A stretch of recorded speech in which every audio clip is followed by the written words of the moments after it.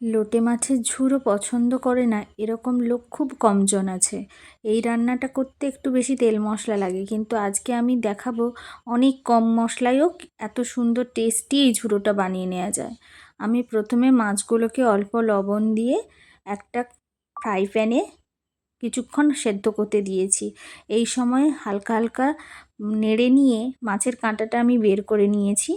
তারপরে মাছটাকে ওই ফ্রাইং প্যানেই পুরো জলটা শুকিয়ে নিয়েছি। মাছটা জলটা পুরোপুরি শুকিয়ে টাইট হয়ে যাওয়া পর্যন্ত একটু নেড়ে নিতে হবে। এরপর কড়াইতে সর্ষের তেল গরম করে প্রথমে দিয়ে দিচ্ছি পেঁয়াজ কুচি।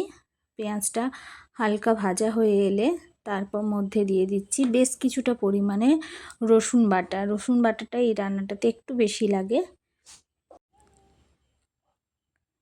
আদা রসুন বাটাটা দিয়েও কিছুক্ষণ ভালোভাবে কষিয়ে নিতে হবে মশলাটাকে, যতক্ষণ না মশলা থেকে কাঁচা গন্ধটা ছেড়ে যাচ্ছে।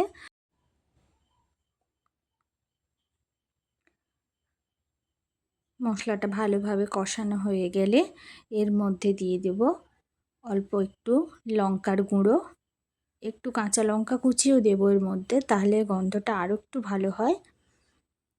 একটু জিরে গুঁড়ো, ধনে গুঁড়ো ও পরিমাণ মতো লবণ হলুদ দিয়ে মশলাটা খুব ভালো করে কষিয়ে নিতে হবে।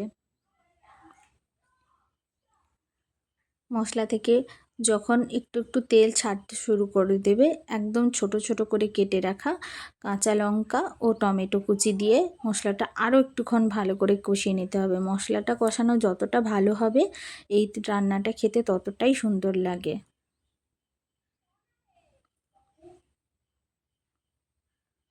মাছে যেহেতু আমি অল্প একটু লবণ দিয়েছিলাম, ওই জন্য খুব বেশি লবণ দেব না, নাহলে কিন্তু নোনতা হয়ে যাবে খেতে। মশলাটা দেখো আমার খুব সুন্দর করে কষানো হয়ে গেছে, সুন্দর তেলও ছেড়ে দিয়েছে। এরপরে ওই ভেজে রাখা মাছটা দিয়ে দেব। ভেজে রাখা মাছটা দিয়ে আর একটুক্ষণ কষিয়ে নিতে হবে, একদম শুকনো ঝুরঝুরে করা অবধি।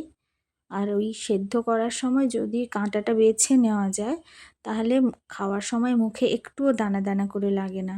আমি সুন্দর করে কাঁটাগুলো বেছে নিয়েছিলাম। এইভাবে করলে একটুও কাঁটা থাকে না, যদিও এর কাঁটাটা খুবই নরম হলেও ওই রকম করে রান্না করলে কাঁটাটা পুরো বেছে ফেলে দেওয়া যায়। আমার মাছটা পুরো ভাজা হয়ে এসছে। এরপরে দিয়ে দিচ্ছি ধনেপাতা কুচি। ধনেপাতা কুচিটা দিয়ে আরও কিছুক্ষণ ভালো করে ভেজে নিতে হবে মাছটা পুরো জল শুকিয়ে যাওয়া পর্যন্ত। রান্নাটা দেখো কতটা সুন্দর হয়েছে।